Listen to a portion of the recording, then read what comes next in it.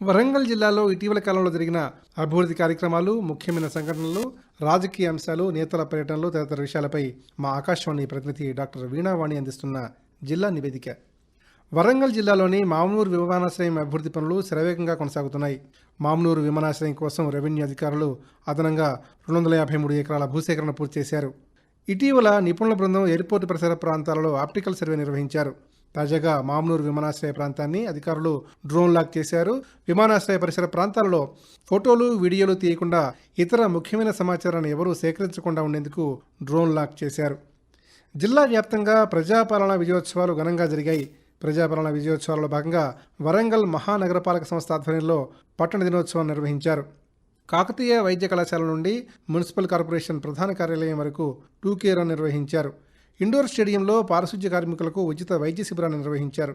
అలాగే 9 కోట్ల రూపాయల నిధులతో పలు అభివృద్ధి పనులకు ప్రారంభోత్సవాలు, శంకుస్థాపనలు నిర్వహించారు. వరంగల్ కోటలో ప్రభుత్వ సంక్షేమ పథకాలపైన కళారూపాల ద్వారా సాంస్కృతిక కార్యక్రమాలను నిర్వహించారు. ఇందిరా మహిళా శక్తి క్యాంటీన్లు ప్రారంభించారు. ఈ సందర్భంగా ప్రభుత్వం అందిస్తున్న అనేక సంక్షేమ పథకాల గురించి ప్రజలకు తెలియజేశారు. మహిళలను ఆర్థికంగా పరిపుష్టి చేయడం, మహిళలను కోటీశ్వరులు చేయడం కోసం ఇందిరా మహిళా శక్తి పథకం అందిస్తున్నామని దేవాదాయ, అటవీ శాఖ మంత్రి కొండా సురేఖ పేర్కొన్నారు. జిల్లాలో ఇటీవల పర్యటించిన మంత్రి కొండా సురేఖ MGM ఆసుపత్రి ఆవరణలో ఏర్పాటు చేసిన ఇందిరా మహిళా శక్తి క్యాంటీన్ను ప్రారంభించారు.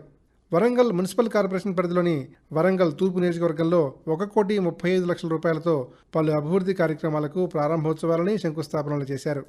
ఆసుపత్రి ఆవరణలో మేయర్, కలెక్టర్, కమిషనర్, DFOలతో కలిసి మంత్రి మొక్కలు నాటారు. జిల్లాలో విపత్తు అనంతరం అవసరాల అంచనాపైన 30 మంది సభ్యులతో కూడిన కేంద్ర బృందం పర్యటించింది. CBRI డైరెక్టర్ ప్రొఫెసర్ ప్రదీప్ నేతృత్వంలోని కేంద్ర బృందం మొత్తం 6 బృందాలుగా వరంగల్, రాయపర్తి, పర్వతగిరి, నర్సంపేట, నెక్కొండ, చెన్నారావుపేట, సంగెం, గీసుకొండ, వర్ధన్నపేట, ఖానాపూర్, నల్లబెల్లి మండలాల్లో పర్యటించి విపత్తు అనంతరం అవసరాలను అంచనా వేసింది. విపత్తు నష్టాన్ని అంచనా వేయడానికి సంబంధిత శాఖల అధికారులు ఇచ్చిన నివేదికల ఆధారంగా ఆయా ప్రాంతాలని పరిశీలించి వారు తయారు చేసిన నివేదికలను కేంద్ర ప్రభుత్వానికి సమర్పించనున్నట్లు పోస్ట్ డిజాస్టర్ నీడ్స్ అసెస్మెంట్ కోసం వచ్చిన కేంద్ర బృందం వెల్లడించింది. జిల్లాలో గ్రీన్ఫీల్డ్ హైవే నిర్మాణ పనుల కోసం భూసేకరణ ప్రక్రియ కొనసాగుతోంది. అయితే ప్రభుత్వం తమ భూములకు నిర్ణయించిన ధరతో సంతృప్తి చెందని రైతులు భూసేకరణ అడ్డుకుంటున్నారు. ఈ క్రమంలో వరంగల్ జిల్లా కలెక్టర్ ఇటీవల కలెక్టరేట్లో రైతులతో సమావేశం నిర్వహించారు. పర్వతగిరి మండలం ఏనుగల్లు, గీసుకొండ గ్రామ రైతులతో మాట్లాడిన జిల్లా కలెక్టర్ డాక్టర్ సత్యశారద రైతులు కోల్పోయిన భూములకు ప్రభుత్వం నిర్ణయించిన ధరతో సంతృప్తి చెందకపోతే ఆర్బిట్రేషన్ ఫైల్ చేస్తామన్నారు. మధ్యవర్తిత్వం ద్వారా ఈ సమస్య పరిష్కారానికి కృషి చేస్తామని కలెక్టర్ తెలిపారు. ప్రస్తుత సమాజంలో స్వీయ రక్షణ కోసం బాలబాలికలకు కరాటే విద్య అవసరమని రాష్ట్ర దేవాదాయ శాఖ మంత్రి కొండా సురేఖ పేర్కొన్నారు. ఇటీవల జిల్లాలో పర్యటించిన మంత్రి కిల్లా వరంగల్లోని ఆరెల్లి బుచ్చయ్య ప్రభుత్వ పాఠశాలలో జిల్లా విద్యాశాఖ ఆధ్వర్యంలో రాణి లక్ష్మీబాయి ఆత్మరక్ష ప్రశిక్షణ్ స్వీయ రక్షణ శిక్షణ శిబిరాన్ని జిల్లా కలెక్టర్తో కలిసి ఆమె ప్రారంభించారు.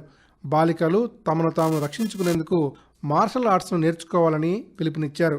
ఇది వారిలో ఆత్మస్థైర్యాన్ని నింపుతుందని, క్రమశిక్షణ నేర్పుతుందని ఆమె పేర్కొన్నారు. జిల్లాలోని కాకతీయ మెగా టెక్స్టైల్ పార్కులో చేపట్టాల్సిన పనులను జిల్లా కలెక్టర్ సత్యశారద ఇటీవల పరిశీలించారు.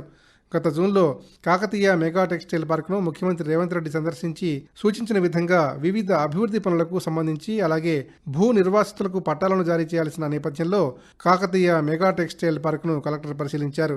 టెక్స్టైల్ పార్కులో వరద నీరు చేరకుండా నాలాను బలోపేతం చేయడానికి రాష్ట్ర ప్రభుత్వం 120 కోట్ల రూపాయలు విడుదల చేసిన క్రమంలో ఇరిగేషన్ శాఖ అధికారులతో ఆమె సమావేశమయ్యారు. పనులను వెంటనే ప్రారంభించాలని వారికి సూచించారు. దక్షిణ కొరియాకు చెందిన యంగ్1 కంపెనీ నిర్వహిస్తున్న పనులను పరిశీలించి కంపెనీ ప్రతినిధులతో నిర్వహించిన సమావేశంలో కలెక్టర్ పాల్గొన్నారు. ఆర్టీసీ బస్సులలో తమకు ఉచిత ప్రయాణం కల్పించాలని, ప్రత్యేక సీట్లు కేటాయించి తమకు సౌకర్యవంతమైన ప్రయాణాన్ని కలిగించాలని డిమాండ్ చేస్తూ వరంగల్ జిల్లాలోని దివ్యాంగులు వినూత్నంగా నిరసన తెలియజేశారు. జిల్లాలోని వర్ధన్నపేట మండలంలో ఇటీవల దివ్యాంగులు చీరలు ధరించి ఆర్టీసీ బస్సు ఎక్కి తమ నిరసన తెలియజేశారు.